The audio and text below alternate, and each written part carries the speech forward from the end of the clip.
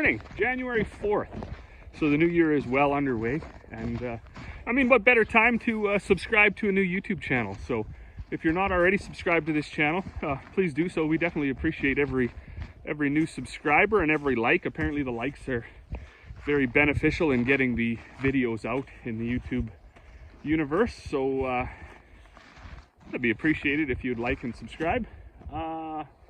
What have we been up to? Well, I'll be honest, we're just getting really back into full working mode. So the holiday season, I mean, realistically, basically starts somewhere early December 20th, 21st, 22nd, somewhere around there. Most people are feeling the hype of Christmas coming on, and then it's right through. You know, we got Christmas Eve, Christmas Day, Boxing Day, then a few day break, which really isn't a break because, you know, people that are going to multiple different households, they got, you know, you can't do them all in one day, so they're spread out. So into, you know, I like to think somewhere from the 20th, 21st, 22nd, somewhere in there, we're on full holiday mode right into about the 2nd or 3rd of January. And then around the 4th, 5th, 6th, somewhere in there, you're back into full-on work mode. So yesterday I kind of felt sluggish, and I'm assuming that was from the lack of sleep and the all the holiday treats we've been consuming for the last 2 weeks. But I did get some rolling done yesterday. Well, neighbors want some trucks filled, and some other people want a bunch of bags. So the best way to do that is to just bring the whole thing up here, stick the auger right in the bin. Then you can kind of run it as fast as you can. That truck holds about 20,000 pounds, so about 10 bags, 2,000-pound bags. My second fill of the day takes, I guess it takes about an hour to roll that truck full. Once you get everything set, the first go I didn't get things rolled quite as tight as I wanted, but it'll work. So I rolled about 900 bushels of barley there yesterday. There's 20 bags there and then a few bags over here. I got to make some mixes now, some pig feed, some 4-H feed and stuff like that. Also yesterday and the day before, I spent a lot of time pulling everything out from over here. So this is where I'm going to set my mill back up. There was a bunch of totes of sheep molasses, a bunch of pallets of mini bulk bags and stuff like that. That all had to get moved out, and it's kind of just staggered all around the yard now. And then I had to plow the snow. So that's one thing about the winter up here in northern Alberta. Not every day is dedicated to things you want to do. Some days are just dedicated to things that you have to do. And plowing snow, it really doesn't advance anything, but it has to be done. So a day of moving everything out of the way, plowing the snow and putting everything back, it actually does take quite a while. So what else? Yesterday I had one of these plastic totes sitting out in front of my shop. I was going to straighten the cage and just fix it up a little bit, because we do a deposit system on our totes for the molasses. Try to save everybody a bit. Lots of people that want to use the molasses don't want to own the totes. And it's fair enough, because these food grade totes, I think they're around 200 bucks a tote now, if you can even find them, thanks to everything going up. So I had the tote sitting out just in front of the shop. Yesterday I walked by it to get into the shop, hop in my telehandler, open the big door, and then I backed right into it. So I have further damage to repair. Now, as long as it doesn't leak, you know, it'll be good. Quite a few of these totes don't even make the season, and you know, even more than that end up actually quite damaged. So people try all sorts of things. They try to lift them with slings, or they try to lift them with bale spears, or they do whatever. And I mean, the tote itself, it's kind of like it's well constructed, I guess, but it's not really strong. So it doesn't really take much to bend it. This is all just aluminum, or I don't even know if it's aluminum, some sort of light metal. But anyways, as long as it doesn't leak, I can use it for my own purposes.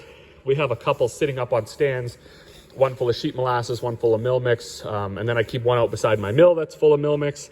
So those ones they're not in circulation, they're just for me. That way if they don't work out so well, it's just my problem. So that's something I'll do maybe today or tomorrow. I gotta try to pull this out.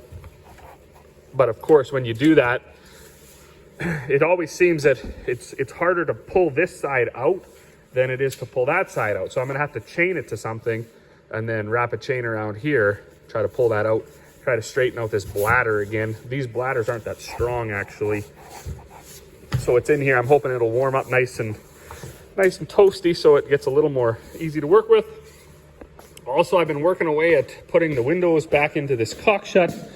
I got a couple more in yesterday, but that's hard on the hands. I got to hand it to glass people who can manipulate that plastic, that rubber seal and get the glass in there without dropping it. Of course, there's probably tricks of the trade that I don't know. Well, good afternoon. I was just in, had some lunch, back out here now. What I'm making is it's a mix of the Mill Mix molasses, a few bags of that 32 grower supplement, and then rolled barley. So the rolled barley goes through the roller up, dumps into the mill, just mixes. Then I dump a pail of that Mill Mix in right in the top, let it swirl around a bit, and then a couple bags of that supplement. After it mixes a little bit, auger it out into this bag just like this. Makes a pretty good mixed feed for sure. My lever that engages the discharge auger, that's working very well. Before I repaired it, it would be slamming in and out right now. So now it's just staying engaged, which is quite nice.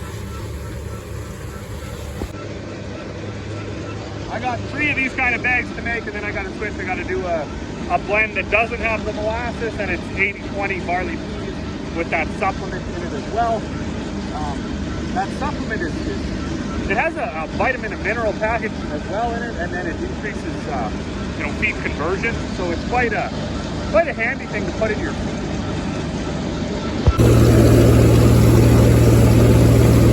So this is how the whole process goes. I get my bag, I go over to one of these bins. There's they used to have all different grain in them. At this moment they got 2 have barley, 2 have oats, and 1 has wheat. So if I need peas or canola, I gotta go up to the vineyard. That was just poor planning on my behalf, and I'll get that remedy here as long as the weather stays nice. But I get my in this case I just need 2,050 pounds of barley, and then I get it going into the roller mill. Comes up, dumps right in here. That auger that's turning right there is the one that agitates and mixes the grain. I've already dumped in my 2 bags of supplement in this mineral hopper, and then I'll grab a pail of molasses, and then I'll dump it through the top. And you can notice, you can see the dust coming off of it. It's quite dusty. Once you put that molasses in there, it virtually eliminates all of the dust. So if you're going to put this grain in a self feeder, the molasses is detrimental. It'll fetch up in the feeder. It won't come out. If you're going to try to store a lot of this grain in a bin, that won't work so good either, because the molasses adds a bit of moisture to the grain. So you don't really want to store it. But if you're going to pail feed it like most of the 4-H kids are doing, or you're going to pail feed even your smaller herd of animals, or you put it out in a bunk style feeder, molasses is no problem. And then that auger there is set up to dump into the hammer mill. So when I switch here and I start to make the 80-20 blend of barley and peas, I'll put the peas through this hammer mill, and then I'll put the barley through the roller mill, and it'll make a really nice feed. If you try to roll the peas, if they either won't go through if your rollers are too smooth, or it'll grind them right into dust. And while hammering the barley works to a degree, we've made chop for people to feed to their cows. Most people prefer the barley to just be rolled. It makes it, it leaves it still pretty big and flaky. Whereas if you put it through the hammer mill with a big screen, you're going to end up with a lot of whole grains and a lot of really small fines. Whereas here, even the ones that look whole, they if you actually look at them, you'll see they're cracked. So they just haven't split apart yet, but they are broken. Oh, well, good evening now, I guess. It's about 20 to 6. I just finished making up all the bags that I had to make. That all went very well. My hammer mill and the mixing part of it, that discharge auger, the lever to engage it, that was all working fine all day. So obviously that was a win, that fix.